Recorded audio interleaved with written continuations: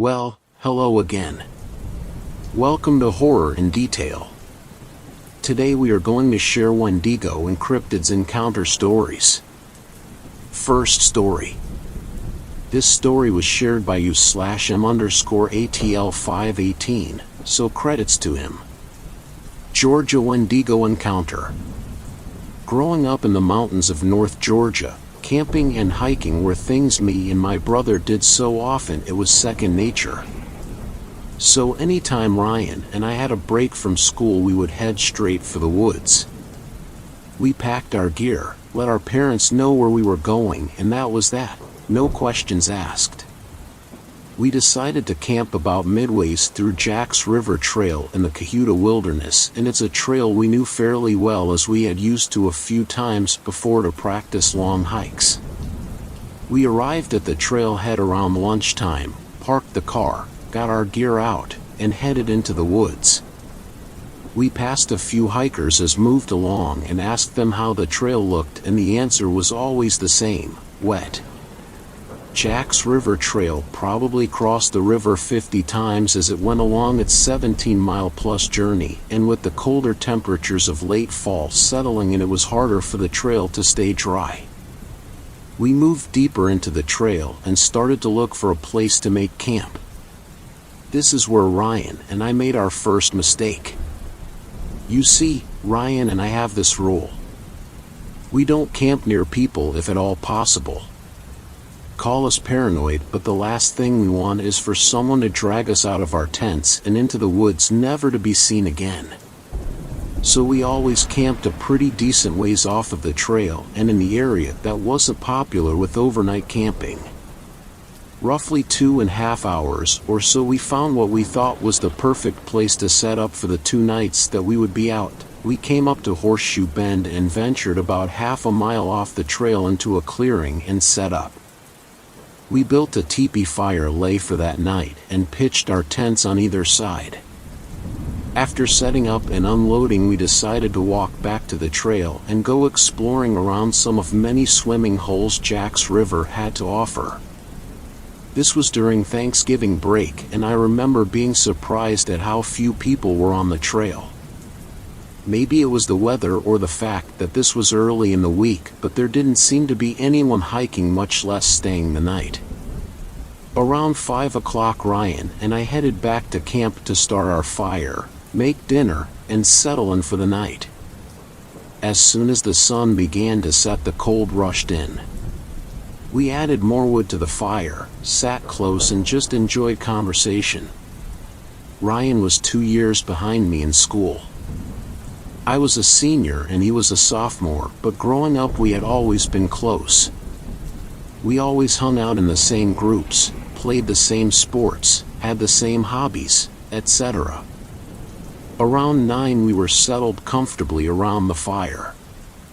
I had just texted our mom to let her know we were safe and getting ready for bed, and I remember we were talking about dreading going to our grandparents' house for Thanksgiving and having the same awkward conversations we had each year with family we only saw on holidays when things started to get strange.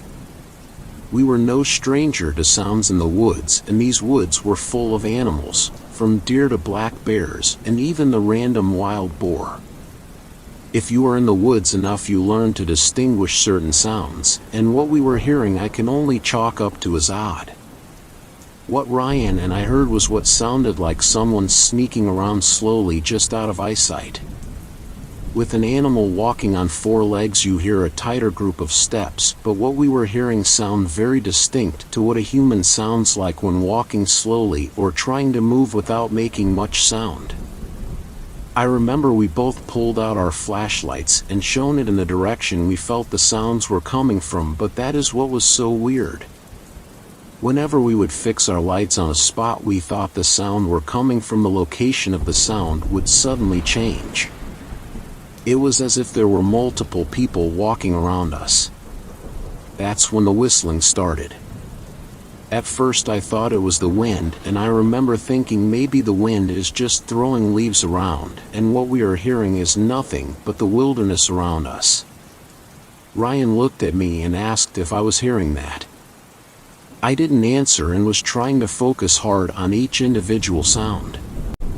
2 consecutive notes with roughly a 3 to 4 second gap, and then 2 more consecutive notes. Over and over again. Ryan kept asking if I heard that, and I put my finger to my lips trying to keep him from talking. The fear I felt was incredible. My jaw was tight, my fist clenched, knowing I wasn't ready for whatever was out there, if it was anything at all.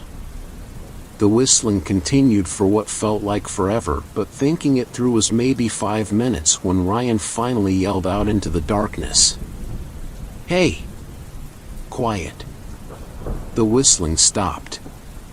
The crunching of the wood stopped. Nothing. I was pissed. I looked at Ryan with a what the hell look, and he shrugged his shoulders. "I had to do something," he said. I just shook my head. We sat there in silence for a few minutes when the woods erupted with noise. Something or someone was running in a circle around our campsite. The whistling came back. 2 consecutive notes with the same 3 to 4 second gap, and then 2 more consecutive notes. How could someone whistle this loudly without cracking while also running? I was done. I stood up, shining my flashlight in all directions, trying to catch a glimpse of whatever was screwing with us. Nothing. It felt close enough to touch, but we never saw a thing. That's when the movement stopped, but the whistling was still constant. It was so loud. Inhumanly loud. I looked at Ryan and told him to call the police. Now this is the part one we'll never forget. The part one never liked to talk about. While Ryan was on the phone with a dispatcher and telling them our location and what was going on, I stepped around the fire towards my tent. Inside my bag I had a 6-inch fixed blade that I always carried, and thought I would feel a bit more comfortable with it in my hand more than just my flashlight. As I went to unzip my tent, trying to keep my eyes toward the woods, I heard some movement directly in front of me. I swept my light up in front of me, and for maybe 2 seconds I saw it. Whatever this person or thing was, it was about 5 feet up in a tree. Everything about it was long. Its arms, legs, neck, fingers, everything. And it was fast. As soon as the light hit, it launched backwards off of the tree. I heard it land, but it either jumped an impossible distance or landed in a thicket, because I heard it but never saw. I don't think I have ever yelled so loud. I ran back to where Ryan was and sat down. He kept asking me what I saw, but I couldn't answer. I just kept thinking about what I saw. Maybe 10 minutes later we saw a couple of flashlight beams coming through the woods, and about 3 guys came into view asking if everything was okay. I settled a bit and started asking them if they had seen or heard anything. All they said was they heard a lot of movement and then heard my scream, and that's when they headed in our direction. I tried to explain what had happened without sounding crazy, but it didn't seem to work. One of the guys walked around a bit and came back and said he didn't see anything. Ryan told them that we called the police, and roughly 30 minutes later a park ranger showed up.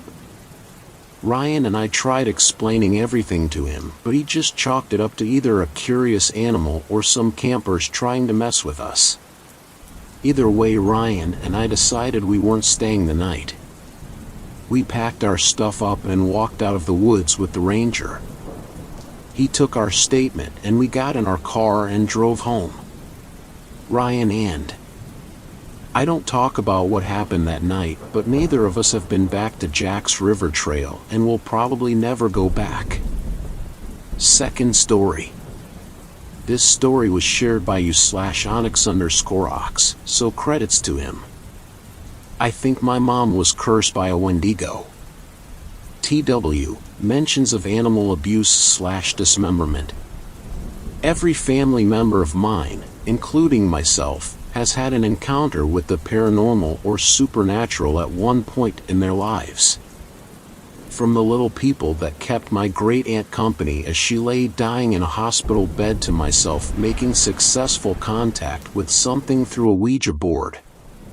But this I don't have an explanation for. Even as someone who believes in these things, I always try to ration the mundane over the magical. However, after delving into learning more about a certain mythological cryptid, I can only come to one conclusion surrounding my mother's passing in the spring of this year.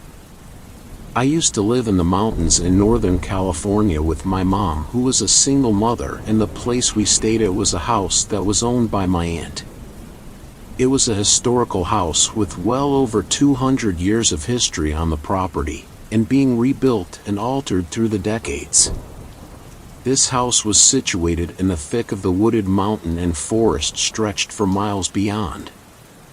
In the front ward was a wall about 3 feet high, and on top was a hill that inclined upwards back some 10 yards of grass that terminated at a fence. Beyond that was just woods and a small hiking trail. When we moved into this house, I was just starting first grade, and what I'm about to tell of has been happening regularly until we moved out when I was in middle school.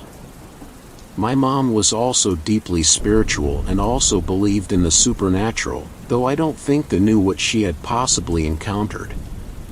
When I was sent off to school, my mom stayed back at the house to do paperwork for an ongoing custody battle. When she was alone or when I was out of sight was when it started happening. She would hear my voice shouting for her from the front yard, yet she knew that I was not home at that time, nor would I have been. The first few times it happened, she wrote it off as her hearing things, since she is hard of hearing in one ear. The longer we lived there, the more seemingly uncomfortable things we would feel or experience. I had never liked that house. I always felt like I was being watched in one way or another. Especially outside, coming from just beyond the property fence. A few times she was with some family friends out on the back porch that overlooked some sparse patches of forest and the valley. She would invite them over when I was at school still so that she can focus of relaxing. That's when she heard my voice again, calling to her from the wooded patch. This time her friends also heard it.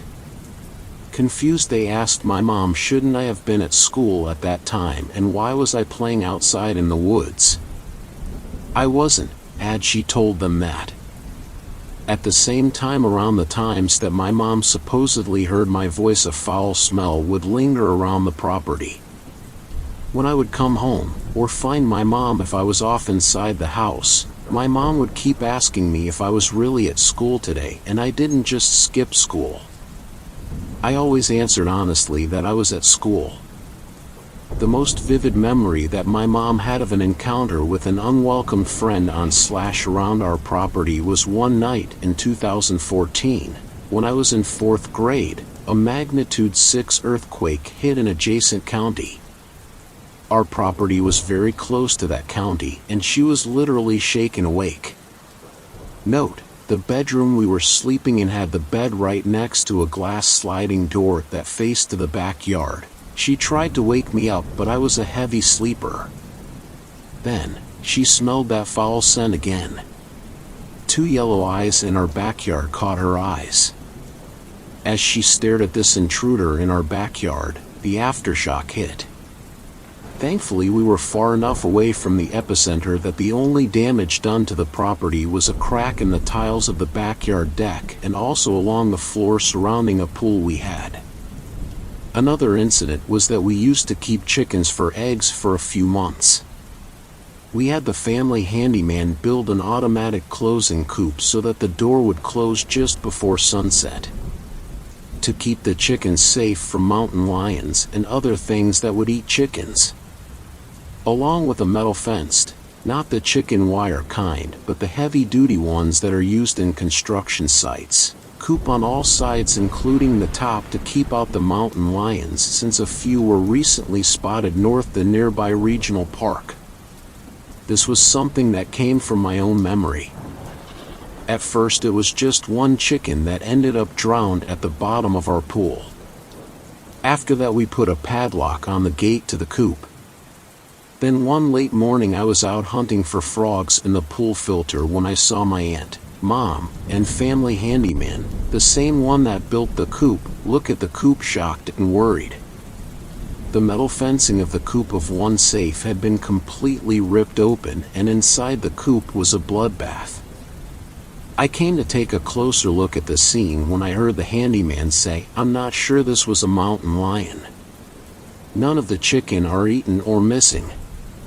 Their heads are all severed, and a mountain lion would have eaten these. They don't hunt and kill for fun." We also had no neighbors or people for at least a few miles that could have played this prank on us. And the thing I remember most was not the dismembered chickens, but the smell of rotting flesh, even though the chicken looked like they were just killed the night before. Looking back, it felt like we were being taunted by this thing. Or at least my mom was for some reason. When we still lived at that house, and even after we moved, misfortune followed us wherever we went. My mom got into a 5-year-long abusive relationship and developed breast cancer when I was in high school. She was a very healthy woman with no family history of breast cancer, and it would go away and come back just when she thought she was finally done with the chemo and treatment and all that.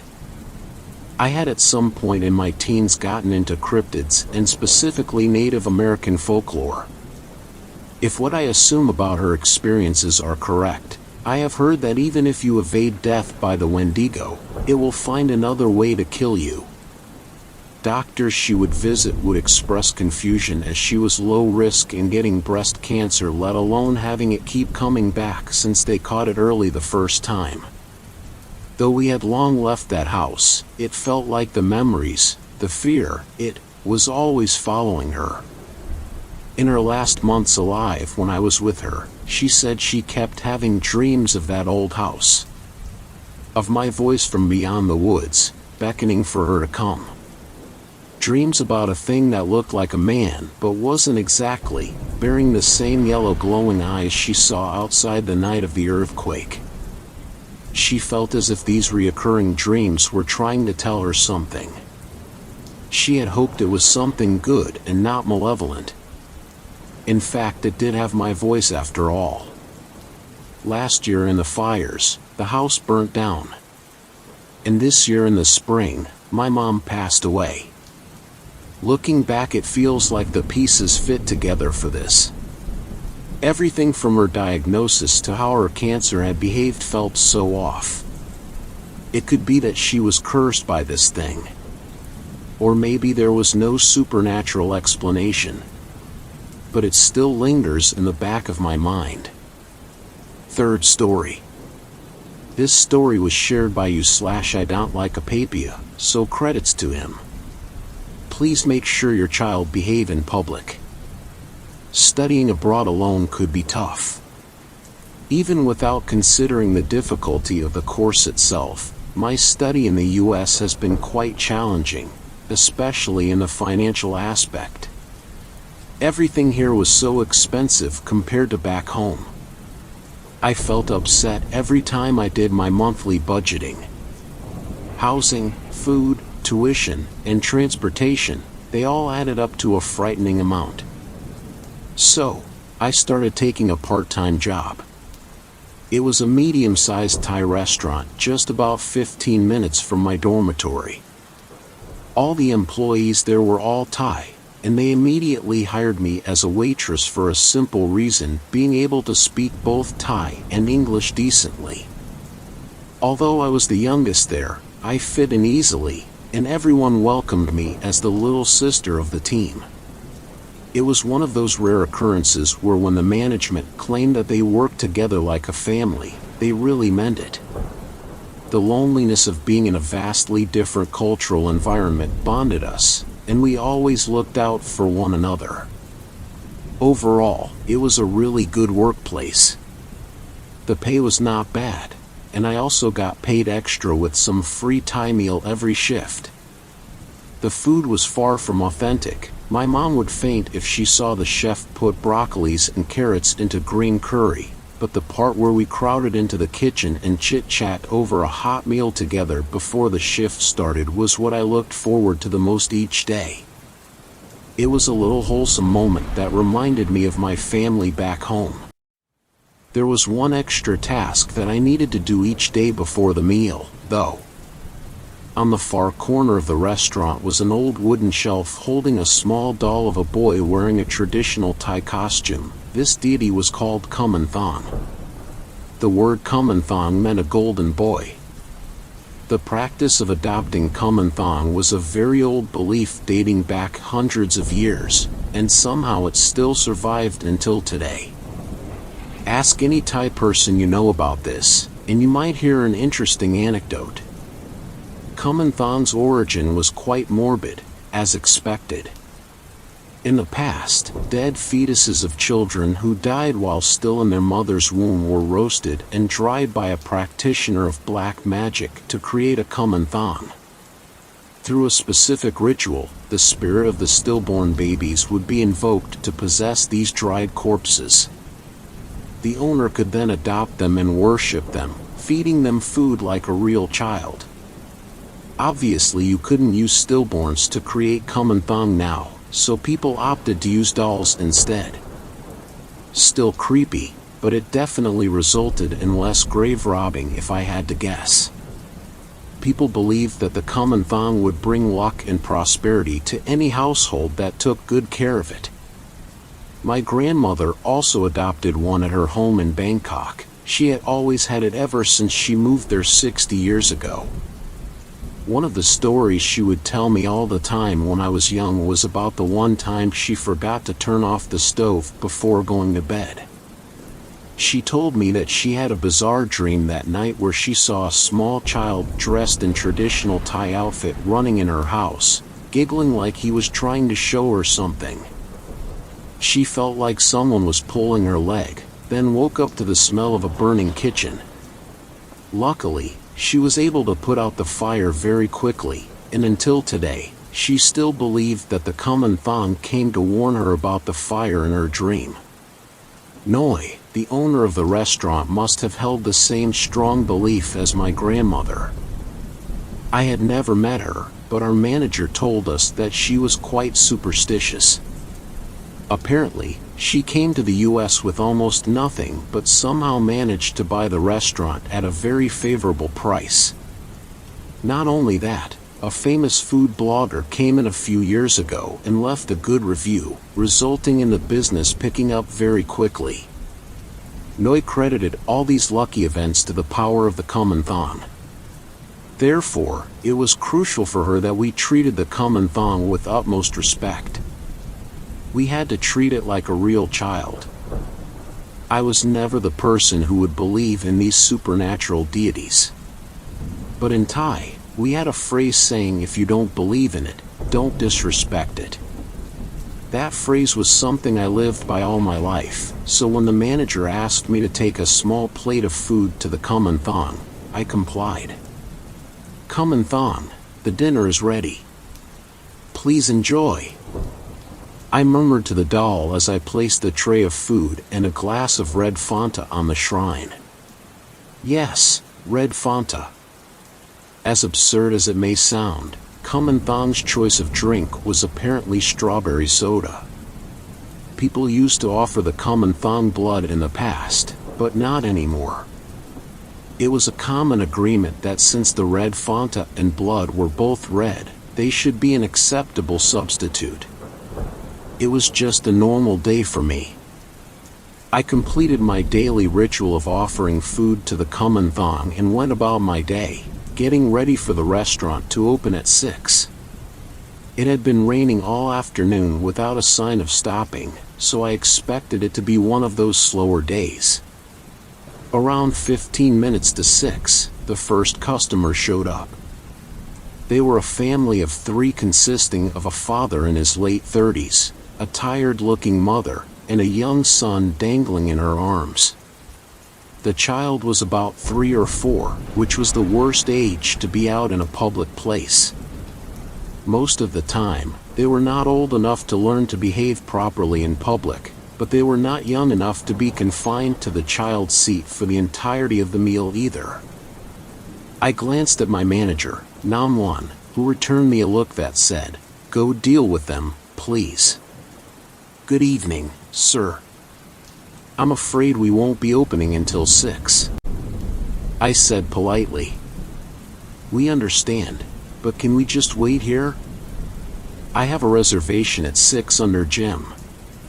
We plan to go to the park before coming here, but you know," the father gestured to the pouring rain outside.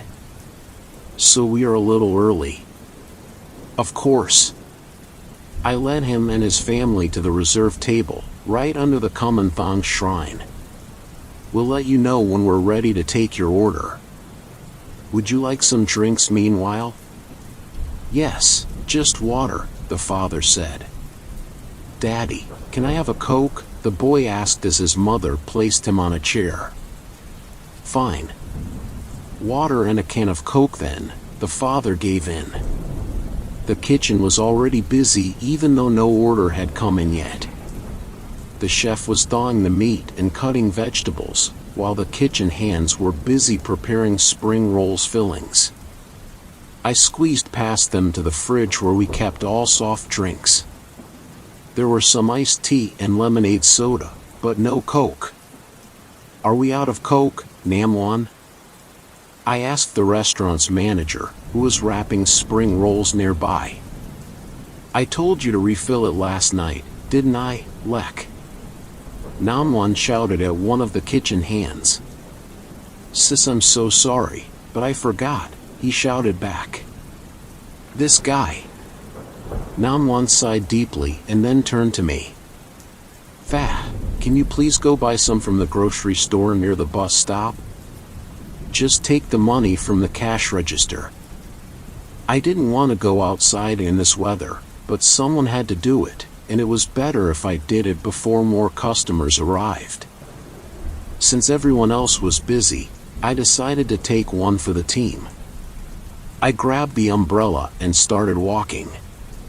The store was just 2 blocks away, but it took me almost 20 minutes to return. I bought 2 packs, which turned out to be heavier than I had anticipated, especially while trying to balance them with one hand while holding the umbrella with the other. Despite my best efforts, my apron was soaked and I couldn't stop trembling.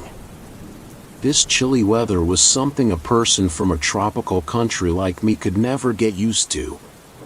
By the time I came back, the restaurant had become much more packed.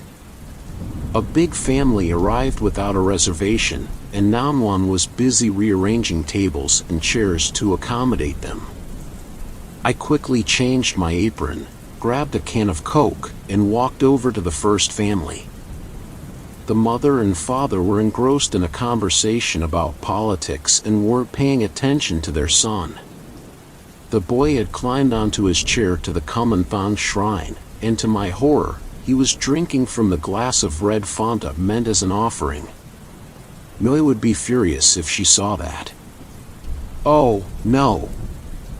I'm so sorry, but please don't drink from that." I tried to stop the boy, but I hesitated to touch other people's children without permission. The father eventually broke away from his conversation and looked at his son with an annoyed expression. "Jacob, get down from there," he commanded. "But I am thirsty," the boy whined. "Where's my Coke?" "It's right here." "I'm sorry it took a while," I apologized. I took their order, but before I left, I decided to remove the food tray from the Kumanthong shrine as well. Less than half of the soda remained in the glass. Jacob had also eaten the small fish cake and rice that were offered to the Kumanthong.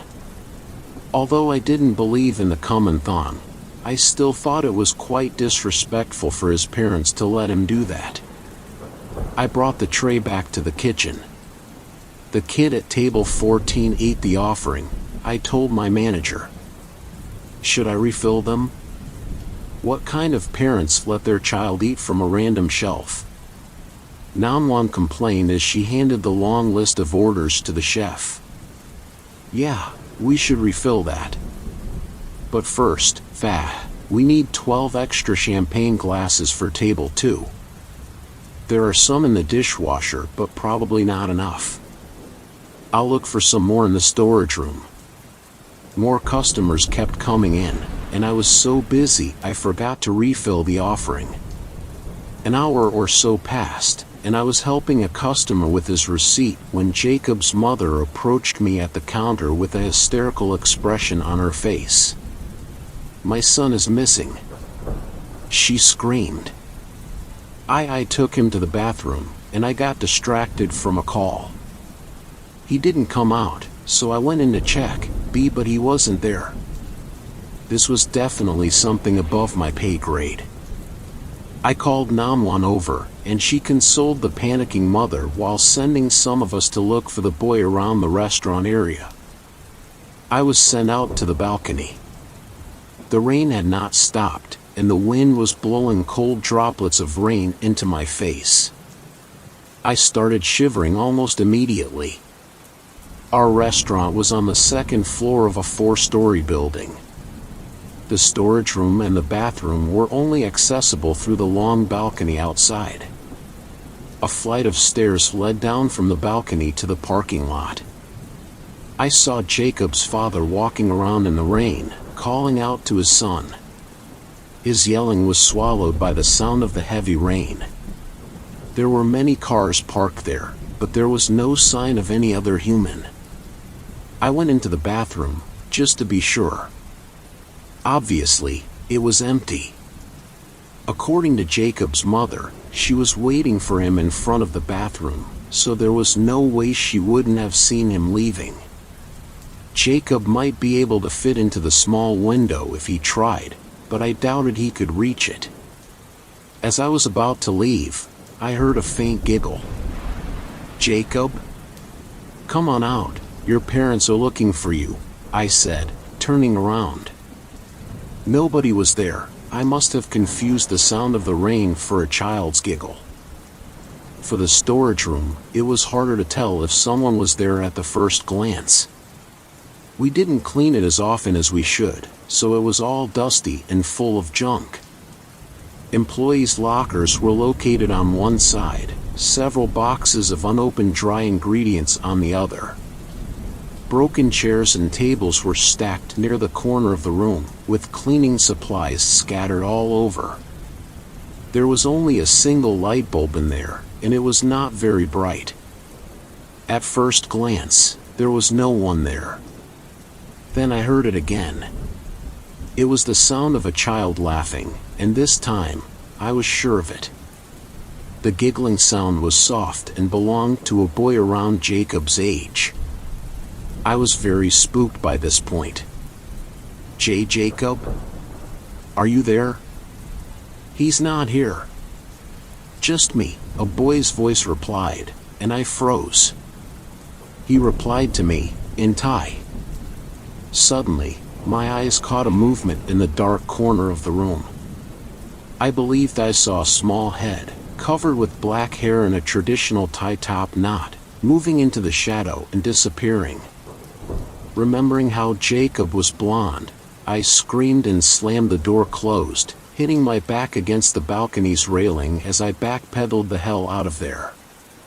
When I returned to the restaurant, Jacob's father was back from his futile search. He was soaked wet and defeated. Jacob's mother was crying hysterically. The police arrived shortly after that. From their whispers, it seemed they were considering Jacob's disappearance as a kidnapping case.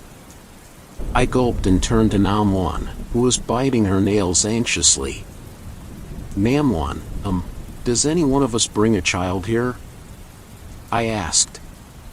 "What are you talking about?" Namwan asked. "None of us have any kids. And even if we do, Noi would never allow us to bring them here." I see," I murmured. "Did you see something, Fa?" she asked, suddenly becoming attentive. "You should tell the police if you saw anything strange." "I don't know if I saw what I think I saw." I glanced at the Kumanthong doll on the shelf. Namwan followed my gaze and gasped quietly. She then disappeared into the kitchen and came out with a refilled glass of red Fanta and a plate of food. The police watched in confusion as Namwan brought the plate to the Kumanthong shrine, but she didn't seem to care. She pressed her hands together and started to pray in silence. As I watched her, I also called out to the Kumanthong in my mind and asked him to help find the missing child. Not even 10 minutes had passed when one of the policemen ran into the restaurant. We found him. We could not believe our eyes as another policeman walked in with Jacob cuddled in his arms. I didn't get a good look at him because he was quickly carried away to the ambulance, with his parents rushing behind. We all had a big collective sigh of relief, but then the policeman started to look very serious. We found him in one of the bathroom stalls. Apparently, he never left, the policeman said. You guys did check the bathroom, right? Countless times. Namwan insisted. Both his parents went in to look for him. Almost all of our employees went in. Even one of you guys went in when you first arrived, remember? This is really strange. The policeman scratched his head. How did none of us see him during the 2 hours he was missing? He must have been playing with Kumanthong. Perhaps the Kumanthong didn't want his playtime to be over yet, one of the kitchen hands murmured. Namwan turned to glare at him. After all, she didn't want them to think we were a bunch of superstitious crazy people. Although it was still unexplainable at the time, the police accepted their win and left.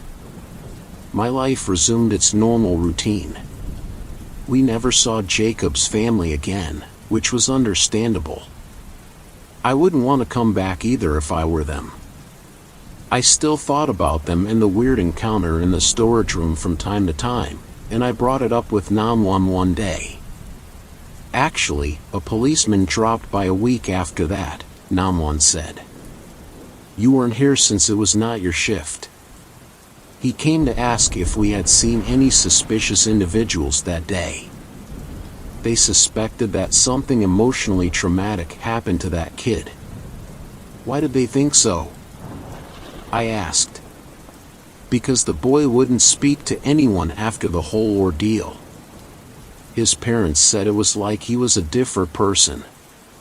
When he finally talked, he spoke in a language they didn't understand. His diet also changed. He wouldn't eat anything except pig blood curd. They were pretty spooked and concerned, it seemed.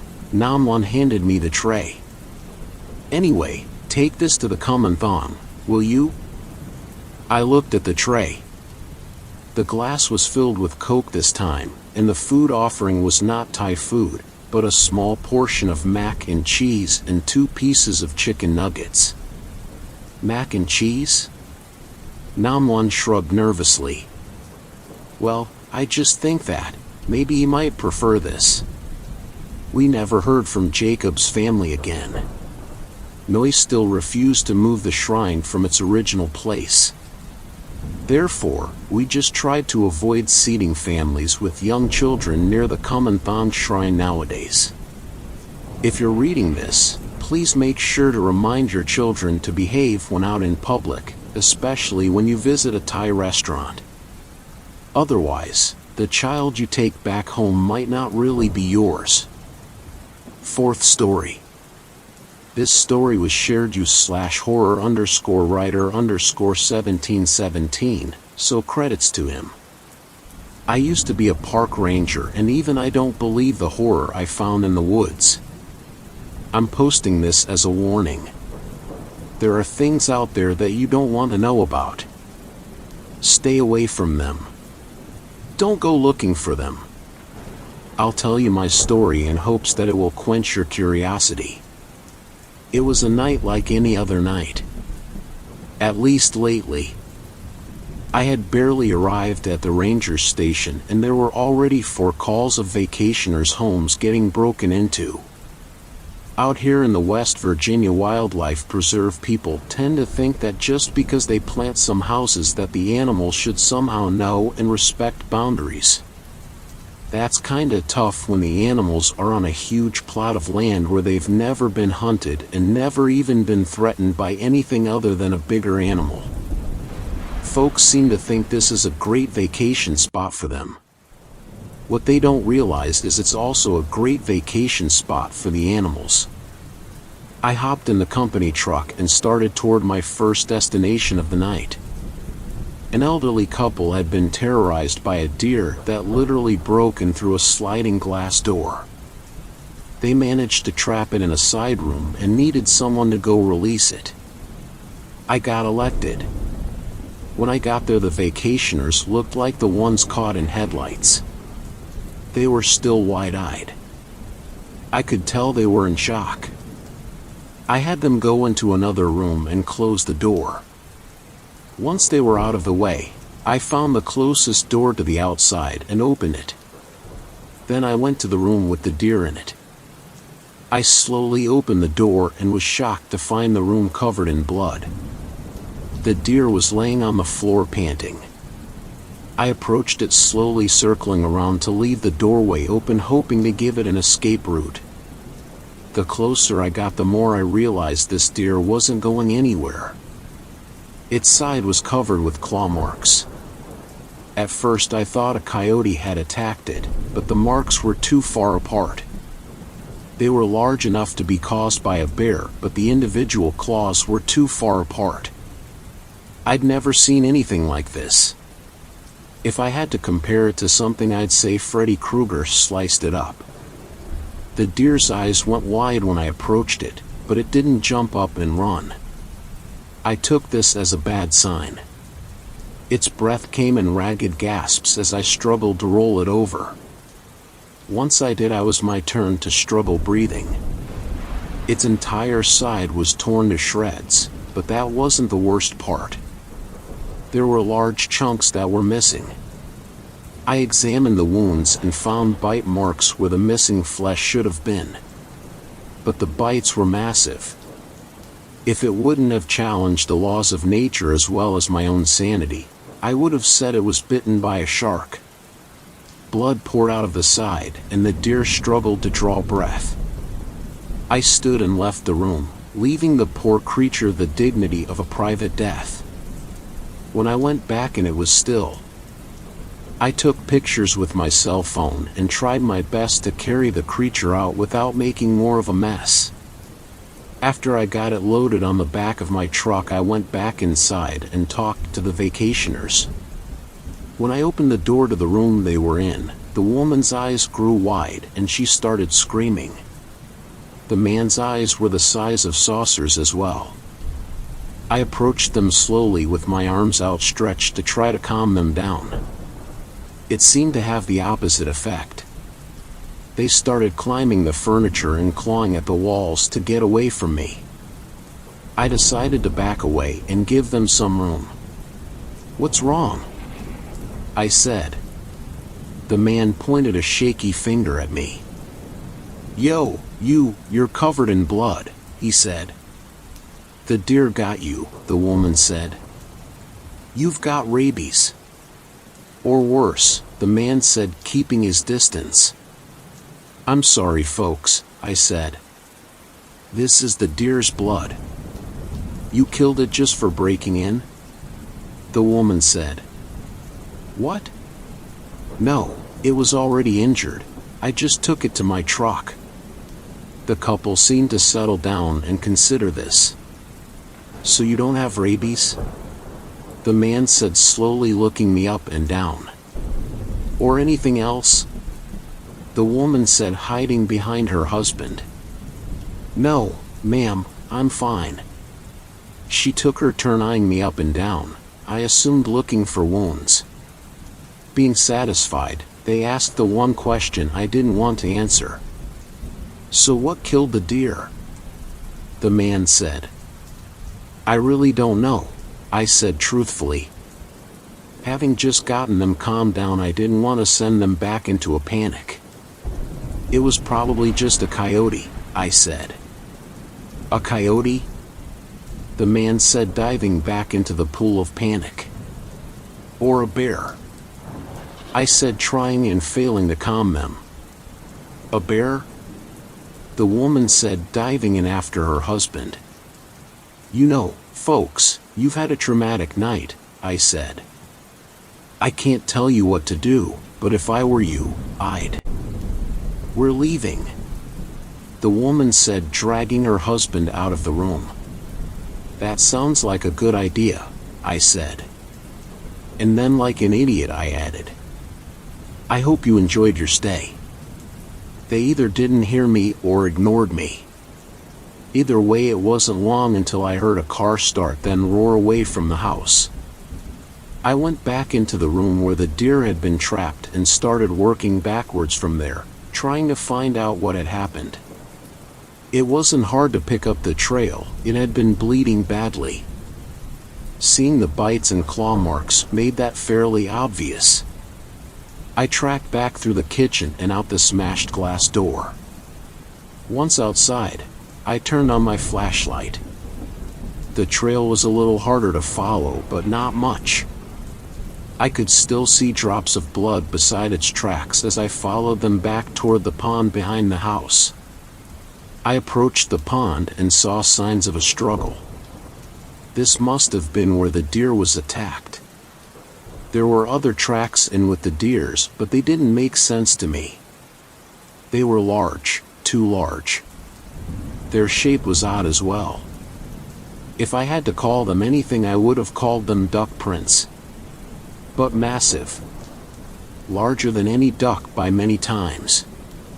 A giant duck with sharp teeth. I think I'll leave that out of my report, I thought. It suddenly struck me what the tracks were.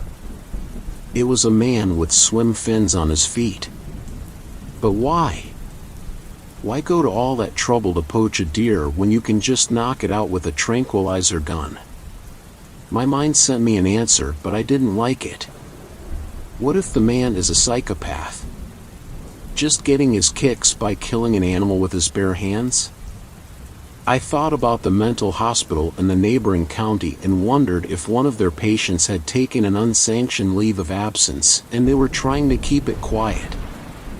I didn't like that thought one bit. Aside from the fact that it didn't explain the huge bites on the deer, it also meant we had someone who might suddenly get a taste for killing. Doing this to animals was horrible, but what if he decided to go after something bigger? I shot a look at the house, wondering how many vacationers were within a short walk from this spot and how many were armed. As I contemplated the safety of the people in the area, I heard something behind me. I whipped around and shone my light, but saw nothing. I scanned the pond and saw a ripple emanating from the middle. Probably just a fish jumping. I took some more pictures of the struggle area with my phone, then started back toward my truck. I had more calls to answer and this riddle would have to wait. I drove halfway around the lake, around 3 miles, to the other vacation home where a break-in had been reported. When the woman in her 30s answered the door, she took a step back. "Oh my," she said, looking at the dried blood all over my uniform. "Good evening, ma'am, sorry about my appearance," I said. "Did you report a break-in?" "Yes, we did. Please come in," she said in a friendly tone, yet gave me a wide berth while closing the door. She led me upstairs to the kitchen. For some reason I was expecting to find blood all over like with the last house. However, this was a completely different mess. She showed me the door. It had been forced open but not shattered like the last one. There was only a small amount of glass broken. Then the door latch had been unlocked and the door slid open. There were faint images of my giant duck tracks like the last house. My spine turned to ice. This house was over 3 miles away from the other. There were many more people in that space that might have fallen victim to this crazed person. The woman showed me the rest of the kitchen and the mess that had been left. There were a few cans of sardines that had been opened and eaten, and also some cans of tuna fish. The strange thing was how they were opened. The cans had been torn into with something sharp, but not a can opener. The marks looked like they were torn open with claws. I shuddered to imagine the amount of strength it took to do something like that. And then I spotted it. Beside one of the cans of tuna was a small puddle of blood. "Ma'am, could I trouble you for a sandwich bag?" I said. She handed me one, and I carefully tried to scrape as much blood into it as possible. I sealed it and put it in my pocket, then went out through the broken door. Behind the house, just like with most of these vacation houses, there was a pond. I traced the tracks back to it, and they disappeared at the waterline. I shone my light over the water, but the only thing I saw was a stray turtle. I stared at it for a long time, as though it would somehow give me a clue as to what was going on. "What should we do?" the woman said, nearly scaring me half to death. I hadn't heard her follow me out the door and into the yard. "I'll send someone around to look at that door in the morning," I said. "In the meantime, it might not be a bad idea to sleep in a room that has a lock on the door. I'm sure they won't be back, but just in case." She didn't seem very comforted by that idea, but thanked me as I left. The next 2 reports were just teenagers breaking in and stealing beer. That was it. No bloody wildlife, no weird tracks, just kids being kids. I went back to the station, changed out of my bloody uniform, and spent the rest of the night filling out reports on what had happened. When my shift was over and I passed on what had happened, I took a little trip to the neighboring county. I stopped in at the mental hospital and asked if they had any escapes lately. The nurse looked at me like I had asked her if she was wearing deodorant. "We don't have escapes," she said with obvious pride that showed as arrogance. I thanked her and left, feeling less than satisfied with her answer. Next, I stopped in at the local police department and asked one of my friends on the force if they could analyze the blood sample for me. I shared my thoughts that there might be an escapee from the mental hospital, and the blood sample might help us find out who and track him down. It was well past noon until I got to bed. That night when I got to work, it was pandemonium. There had been more break-ins and people were starting to panic. The owner of the resort was frantic. People were canceling left and right and wanting their money back. When I walked in, he stormed his pudgy face right up into mine. "You told people to go home?" he fumed, glaring up at me. I merely suggested, "Do you want to pay their rental out of your salary?" "I work for the state, not you," I said. He turned a deeper shade of red. "Would you rather see people in body bags instead of animals?" I said. "That wouldn't do much for business, now would it?" He turned fire engine red and stormed out, mumbling, "We'll see." I investigated 5 break-ins that night. Only 2 of them were legit. The rest seemed like half-hearted attempts to stage a break-in so they could get out of paying for their rental. The 2 real ones shared the same characteristics as before. Just enough of a broken window to open the door. The cans of whatever seafood was available. They even got shrimp out of the freezer. Everything about the way the intruder acted pointed to a person. All I needed to know was who. Again, I followed the tracks back to the nearby pond. I stood for a long time studying the surface of the water. I knew these ponds were all designed the same. A roughly 40-yard by 40-yard body of water around 5 feet deep in the middle, stocked with mostly bluegill for catch and release fishing. Anyone using these ponds to hide would have to be holding their breath for inhuman periods of time. I stared at the surface for 20 minutes. If someone was out there, they had an invisible snorkel or an extra set of lungs. After my rounds of investigating and reporting, I decided to stick around and do a little extra investigating. I ran home, grabbed my swim trunks, mask, and snorkel, and went to the site of the most recent break-in. I waded out into the water, unsure of what I would find when a snake slithered past me. I let it go and waded deep enough to where I could swim. I hovered at the level of the surface, dipping my mask underwater to get a glimpse of whatever there was to see. There wasn't much. Fish, underwater plants, and lots of water. Just what you would expect from a pond.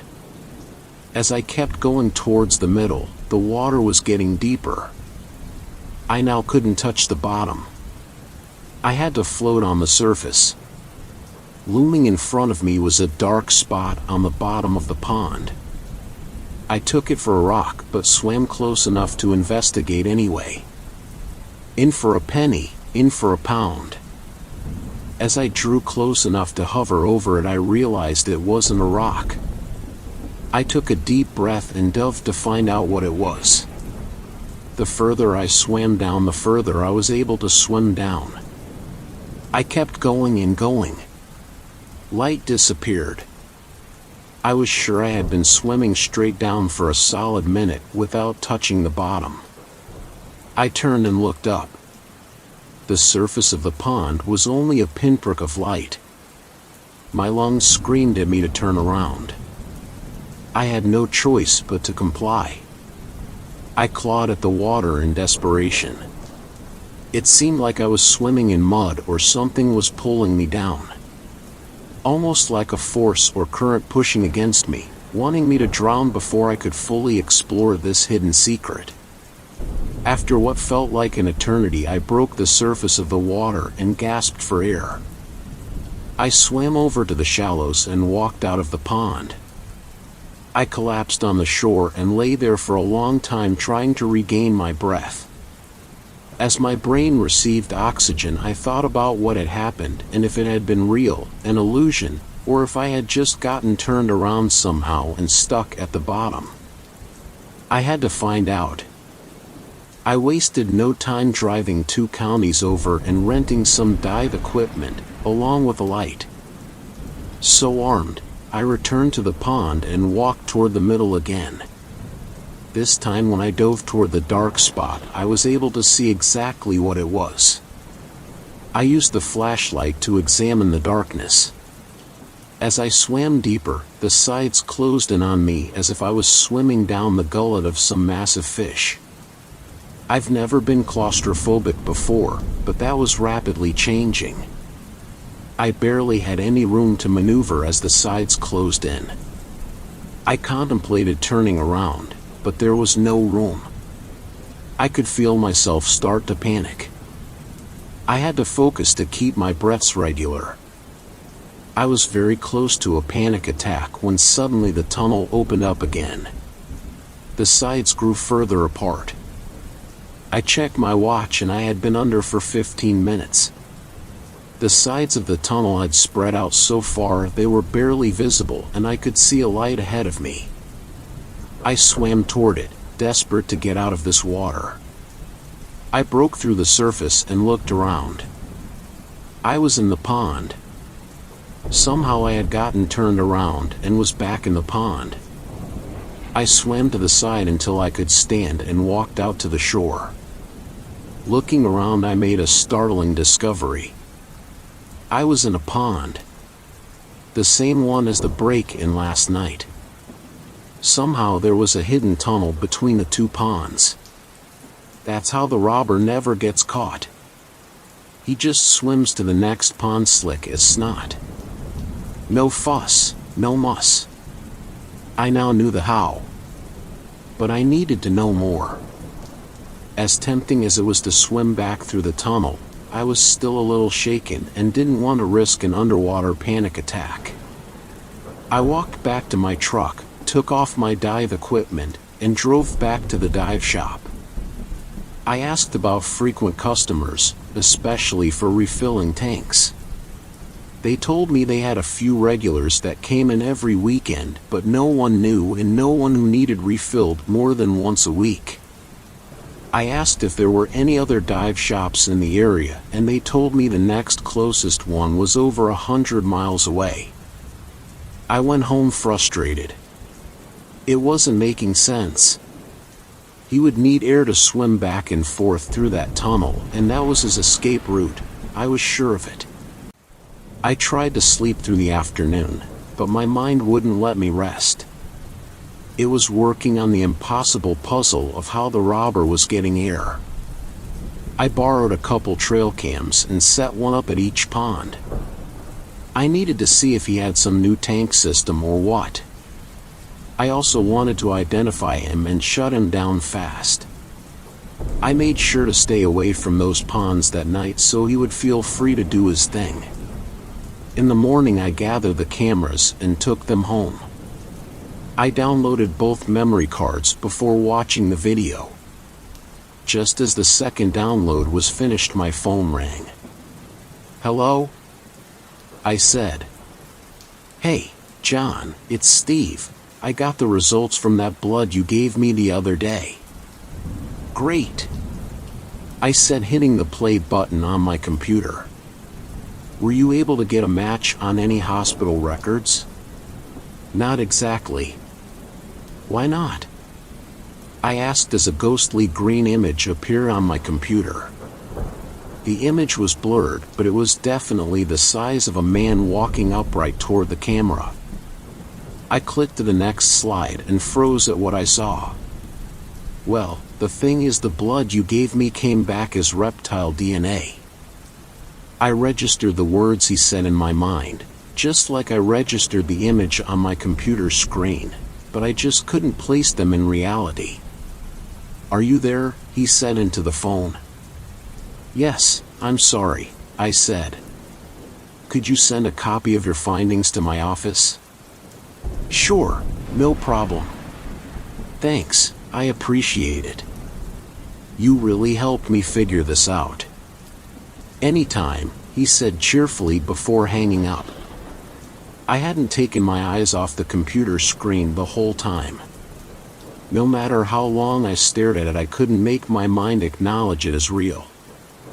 Standing there, large as life, was not a man in a wetsuit, it was a creature. I could see the wide mouth full of sharp teeth that looked exactly like the bites on the deer. I could see the webbed feet that looked like swim fins, only they had claws sticking out of the front where toes would be. I saw the razor-sharp claws on its webbed hands. It was a full-on nightmare staring me in the face. I sat back and thought for a long time. Then I printed copies of the images and put them in an envelope. I rushed to the station to share the information I had with my fellow rangers. As I was showing them, their faces ranged in emotions from shock to disbelief to outright mocking.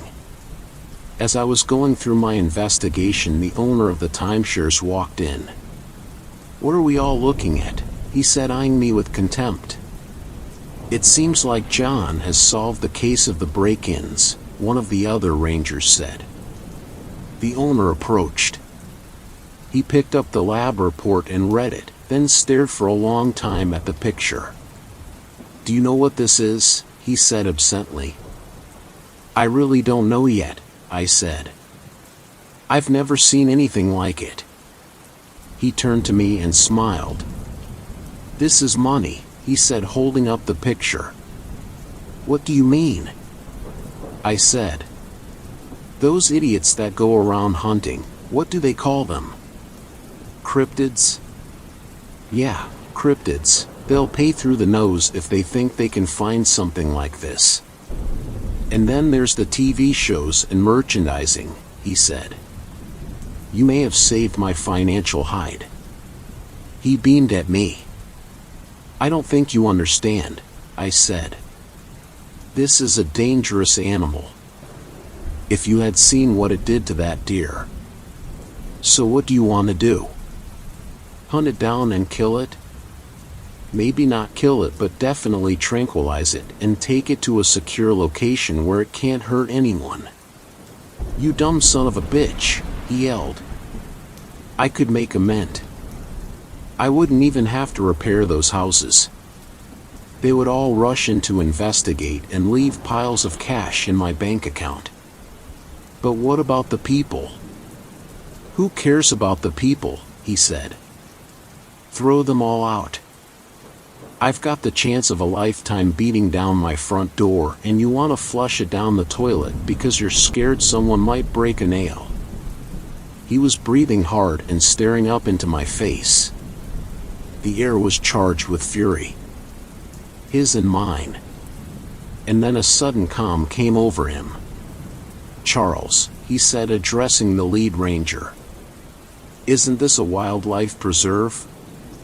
Yes, it is, Charles said warily. And aren't the wildlife on this preserve protected from all tampering by law? Well, I guess so, Charles said. What if those animals present a threat? I said to Charles. How many deer were killed by coyotes on this preserve last year? The owner said. Dozens, Charles said. Were the coyotes removed from the preserve? No, Charles said. The owner turned and shot me a triumphant look. John, Charles said. I know you have everyone's best interests in mind, but you're gonna have to let this go. I glared at him. And what happens when this thing decides it likes to eat humans? All the eyes in the room that had been on me suddenly found somewhere else to look. All but the owner. He was smiling from ear to ear. I think the pudgy little bastard was about to break into the happy dance. I searched the room for any support, but found none. I pulled my badge off my shirt, quietly laid it on the desk, and left. If that was the end of my story, I would say I had failed. I took my pension and rented one of the houses on the preserve. The owner had leaked through social media that a cryptid had been spotted on the preserve. As he had guessed, the cryptid hunters and TV crews came in droves, renting everything in sight. My goal was different. I already knew it existed. I knew how it got around without being detected. I stayed at one of the break-in houses. Every night I took a huge tuna I had bought fresh that morning and laid it out beside the pond. I sat in the dark living room and watched the first night as it approached the fish with more caution than curiosity. After sniffing it for a long time, it grabbed it and dove for the pond. Each night after, I laid out a fish and the creature became less cautious. It was being fed and the media frenzy was starving. The hunters had found nothing. There were no sightings as long as I fed it. Everyone had their cameras set up. The few that roamed around left me alone when they saw someone in the house. I guess they thought I was another cryptid hunter and respected my privacy. As the number of sightings stayed at 0, they started turning on the owner, calling him a fraud. His reputation plummeted. After a week with no sightings, people started leaving. In desperation, he did the wrong thing. He hired an actor to dress in a creature suit and roam around.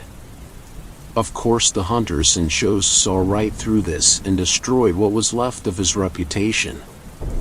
I had rented the house for 2 weeks. Between the rent and the fish, my money was running out. I had kept the people safe, but what would happen when I stopped feeding it? I had managed to clear out most of the people so they would be safe, but what about my fellow rangers? What would happen when it became desperate? When the starving creature no longer had houses full of food to break into? I had 3 more nights until I had to leave. I was out of money. The preserve had become a ghost town. As far as I knew, I was the only renter left. It was decision time. I sat staring at the large tuna on the table with a bottle of bleach next to it. let it live and see what happens, or kill it. I thought about this for a long time. Both options had merits and consequences. I chose a third option. A much more dangerous one. I took the fish out and laid it where I usually did, then backed up a few feet and stood there. Over an hour passed before the water stirred. I saw the head and eyes of the creature appear as it headed toward the fish. And then it stopped. It had seen me. I made sure to keep still with my arms at my side. It slowly approached and stood. It was a few feet away with the fish in between us. It studied me and sniffed the air, then became agitated. Perhaps it had smelled my scent before as a pursuer. It let out a soft hiss but bent down and took the fish, keeping its eyes on me the entire time. Then once it had its meal, it did the most incredible physical display I've ever seen. It leaped 20 feet in the air and landed in a perfect dive right in the middle of the pond, leaving almost no splash. I let out a breath I didn't realize I'd been holding and collapsed to the ground shaking. Once I had recovered, I went back inside and fell into a fitful sleep. That was only part of my plan. The next night would decide who lived and who died. I did exactly like the night before, minus the fish. The creature approached, stepped up to me and looked around for the fish. I showed it my empty hands. It sniffed at them and growled, having smelled the scent of fish. It looked at my hands and I wondered if it was going to bite them off as a substitute. It hissed at me and sniffed my face. I saw it flexing its claws the whole time. I stared into its face, those massive razor-sharp teeth, and swallowed hard. I did all I could to stay still, to show it I wasn't a threat. My heart hammered in my chest. It opened its jaws and showed me those horrible teeth. Its breath was a horrid stench I had never smelled and hoped to never again. I closed my eyes, not knowing if they would ever open. Seconds fell into minutes. I opened my eyes and I was alone. There wasn't even a ripple in the water. I sighed. My decision had been made.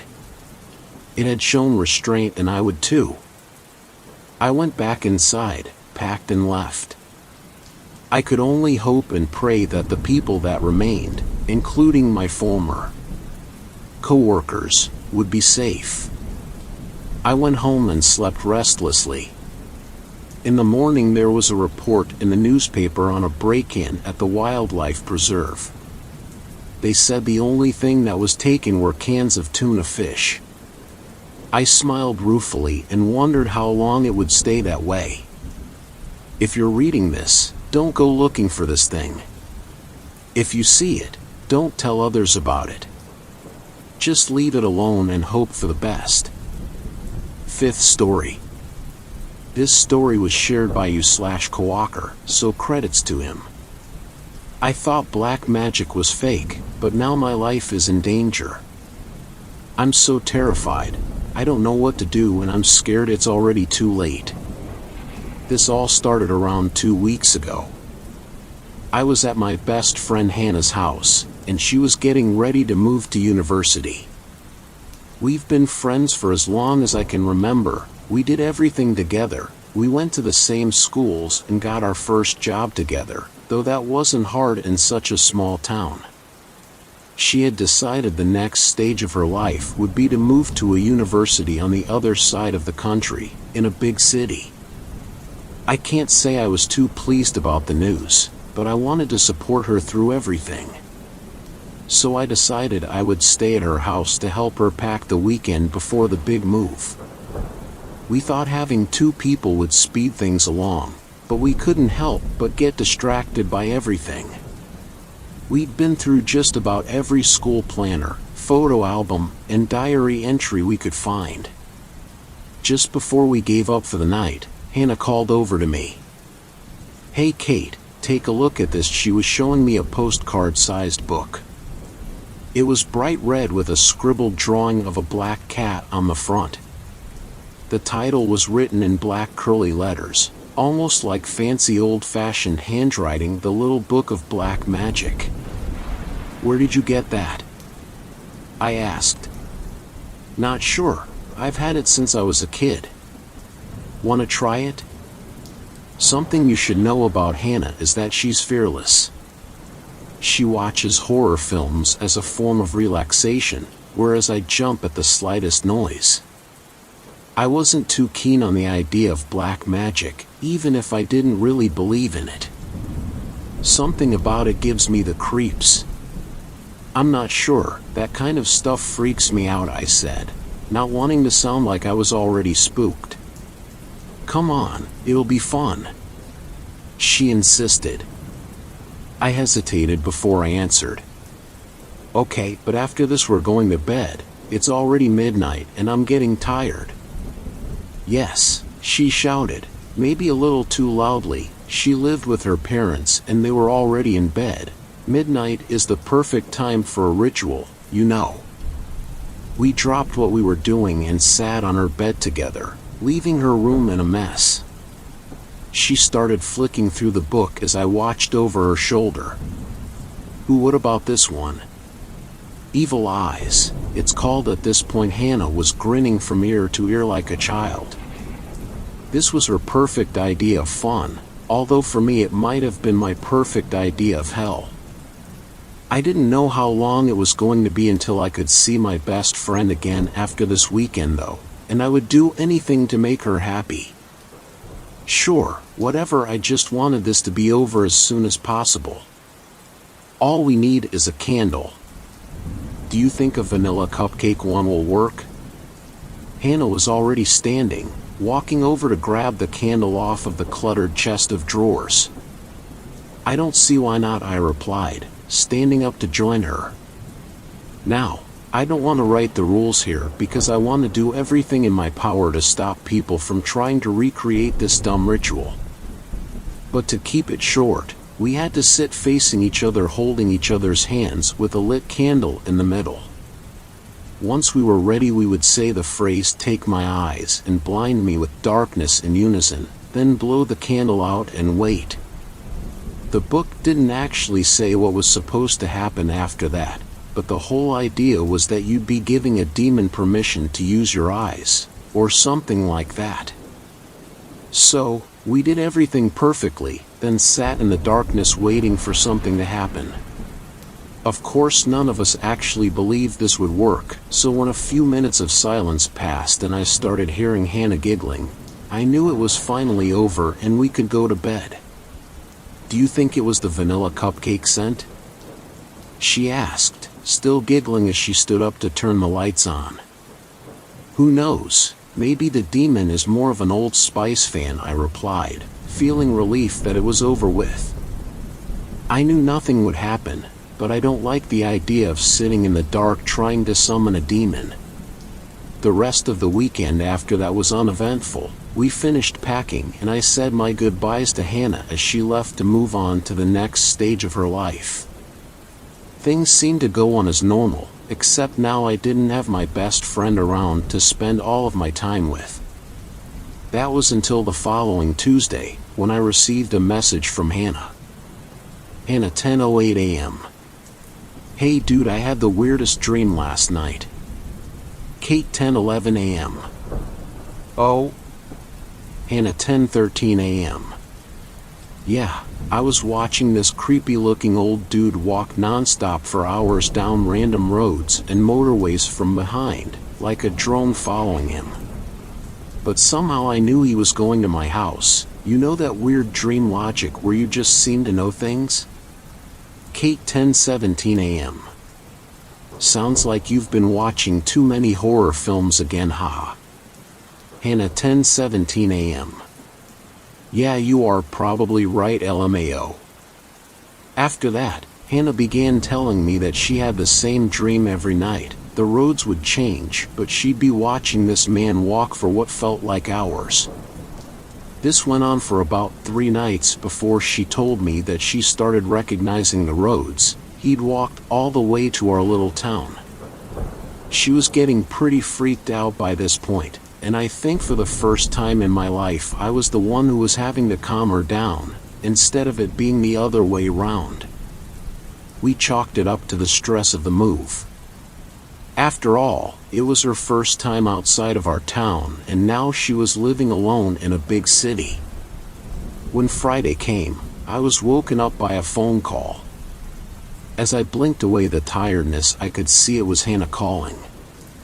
I was interrupted as soon as I began to speak. My parents' house was broken into last night. Hannah sounded like she'd been crying. Her voice was shaky and quieter than usual. The only time I'd ever heard her like this was after her grandma's funeral a few years back. What? Nothing was taken, but the door to my old room was open and my bed sheets were pulled back. They couldn't find anything on the neighbor's doorbell cameras. That's so scary. Why would someone do that? Why only your room? Kate, this sounds crazy, but I can't help but think it's related to the man I've been seeing in my dreams. I couldn't fault her logic. I'd probably be clutching at straws for any explanation too. I knew that was just a coincidence though. There's no way, right? I visited her parents that day. It was just as Hannah said. They had somehow managed to sleep through the whole thing. The only thing that tipped them off was that when they got up in the morning, the front door was unlocked and Hannah's bedroom was a mess. Her bed sheets were in a pile at the end of the bed, and her wardrobe doors were open. It was like whoever it was looking for her. Hannah's dreams didn't stop there. Hannah, 9:42 a.m. He's on the move again. Kate, 11:31 a.m. Sorry, I slept in. Who is? Hannah, 11:44 a.m. I'm having the same dream again, dude. I can see this messed up man from behind, and he's just walking. He's leaving our town. Kate, I have such a bad feeling about this. Kate, 11:56 a.m. Hannah, don't you think with the stress of moving in and the recent events, this might just be your brain's way of coping with it? I know it's scary, but how would that even make sense? Hannah didn't reply after that. We stopped talking for a few days. I think she was angry at me because I was invalidating her feelings. But how could I let her believe that her dreams were somehow predicting the future? She'd been through so much and she must have been extremely stressed. I thought if we just gave it some time, things would get better. Looking back, I wish I'd tried to reach out more. I couldn't have known what was going to happen. I had the worst phone call of my life 2 days ago. Hannah was found dead in her room. They found no evidence. I wished I was dreaming. I could feel my life come crashing down within those few minutes that I was on the phone. It wasn't until they told me that her eyes had been cleanly gouged out of the sockets that it hit me. The ritual. It had worked. She was watching the demon come to take her eyes that she'd offered just a week earlier. Her dreams were a warning. I wish I'd taken her more seriously.